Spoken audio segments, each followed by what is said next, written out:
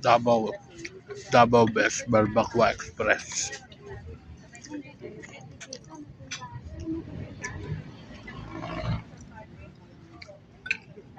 Malambot yung meat nila. Yung sa laman malambot din, yung balat parang mumuya ka ng bubble gum na malambot. Ang sarap. Mabilis na madurog sa bunganga pag ginuya mo.